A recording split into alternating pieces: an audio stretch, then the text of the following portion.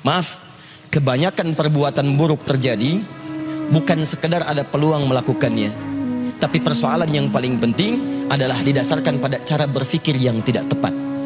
Ketika cara berpikirnya salah, maka muncul tindakan yang keliru dalam kehidupan. Orang-orang yang korupsi berpikir dengan korupsi itu bisa mendatangkan harta lebih banyak, karena berpikirnya keliru. Karena dengan cara yang baik pun rizki akan datang. Jadi kalau Anda bisa meraih rizki dengan cara yang baik, kenapa Anda memilih yang haram? Karena rizki itu sudah diatur, nggak akan tertukar.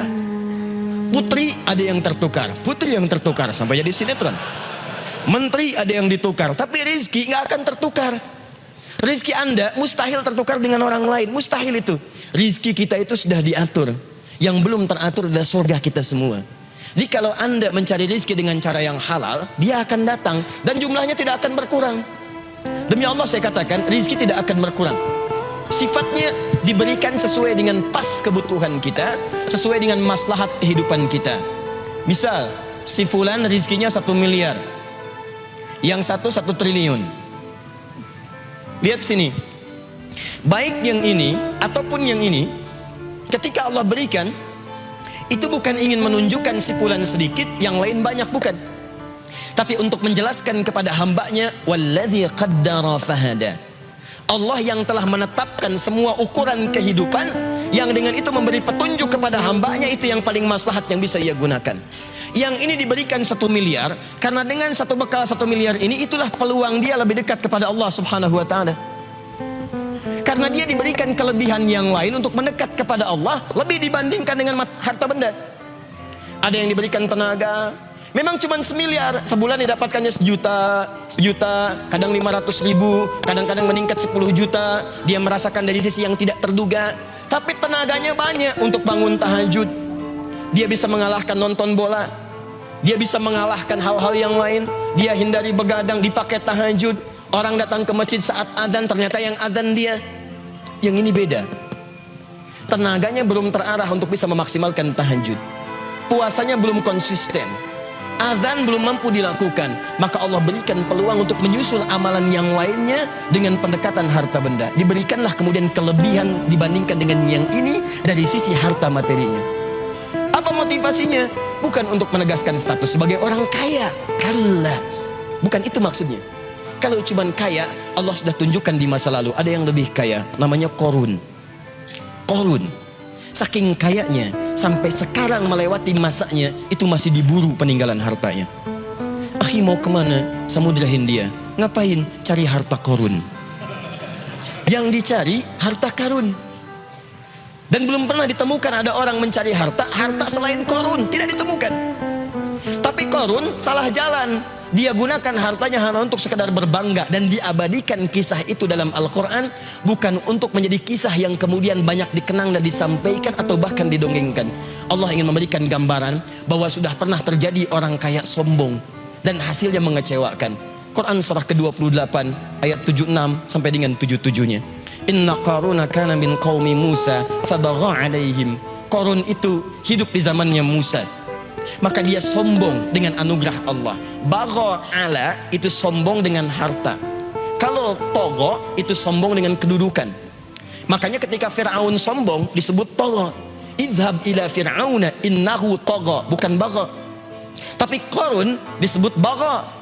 Inna Qaruna kana min qaumi Musa fabagha alaihim. Dalam bahasa Arab, kalau orang disematkan kalimat bagha pada dirinya, itu artinya sombong dalam hal status terkait dengan harta benda, hartawan. Kalau tagha itu sombong dengan kedudukan. Alhamdulillah. Uniknya, dua-duanya hidup di masa yang sama. Penguasa zalim berpartner dengan pengusaha gelap. Jadi, dan hikmahnya selalu begitu. Awas, tapi yang paling menarik, dia sombong. Apa yang disombongkan? Wa inna mafatihahu latanu bil usbah. Sungguh kunci-kunci brankasnya saja. Brankas dia punya gudang. Antum sekarang brankas paling segini, brankas dia gudang. Kuncinya saja itu dipikul oleh bodyguardnya, betapa sulit dan beratnya. Jadi kalau dia jalan kemana-mana, yang dibawa itu cuma kunci brankasnya. Di belakang ada bodyguard, ngangkat, dan dia tunjukkan pada orang, ini saya nih. Ini kunci brankas saya. Masya Allah. Mau nyuri, nyuri aja. Ini aja ngambil kuncinya berat. Qarun. Jalan seperti itu. Saya tanya pada Anda ya, kalau Anda punya brankas satu, kuncinya akan Anda publikasikan atau Anda sembunyikan? Saya belum pernah temukan ada orang beli brankas satu, kemudian dia kuncinya dipublish. Ceklik, kunci brankas saya. Cari masalah. Cari masalah. Jadi kalau Anda belum pernah sekaya Korun, gak usah ikutan sombong. Tidak usah ikutan sombong. Anda telat. Telat, terlambat, kesiangan, kepagian, kemalaman, dan keterlaluan. Karena apa yang Anda sombongkan lebih kecil dibandingkan apa yang dimiliki Korun yang Allah titipkan kepadanya. Jadi kalau harta Anda nggak seberapa dibandingkan Korun, nggak usah ikutan sombong. Anda ketinggalan. Kalau ada orang kaya lewat ITB sombong, berdiri di depan Anda, sampaikan, maaf Pak, Bapak telat. Selesai. Udah.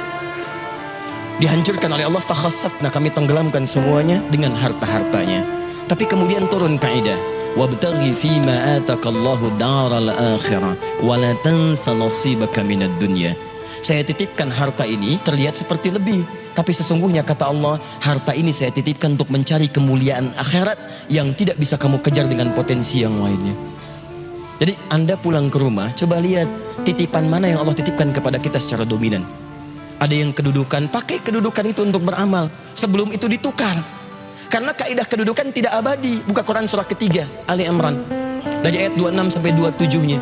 Qulillahumma malikal mulki tu'til mulka man tasha wa tanzi'u mulka mimman tasha. Anda yang sekarang misalnya jadi rektor, ada yang misalnya bupati, wali kota, macam-macam. Sepanjang melekat kedudukan itu titipan. Supaya Anda bisa beramal dengan kedudukan itu. Sebab itu peluang kalau sudah nggak ada lagi, peluang itu terhapus dari diri Anda. Mumpung Anda misalnya direktor nih, misal buat sebuah misalnya ketetapan, tanda tangan bagi mahasiswa, para dosen. Ya, ketika masuk waktu sholat diutamakan bagi siswa yang muslim, dosennya misalnya, ayo maksimalkan sholat berjamaah di masjid. Anda tuliskan, bubuhkan tanda tangan. Begitu ada orang-orang yang ke masjid karena melihat surat dengan tanda tangan Anda, setiap orang yang ke masjid Anda mendapatkan bagian pahalanya. Dan saya katakan kepada Anda, orang ke masjid itu bukan cuma sholat. Datang, dia berdoa. Sholat 2 rakaat ada pahalanya. Duduk i'tikaf ada pahalanya. Baca Al-Quran setiap hurufnya ada pahalanya. Dan ketika dia berangkat karena tanda tangan Anda, karena informasi dari Anda, maka berapa pahala yang Anda dapatkan dalam kehidupan di muka bumi. Jabatan selesai. Begitu selesai, Anda pensiun, selesai. Tapi ada yang abadi yang ketika Anda bawa ke hadapan Allah, itu yang Anda banggakan di hadapan Allah Subhanahu wa ta'ala.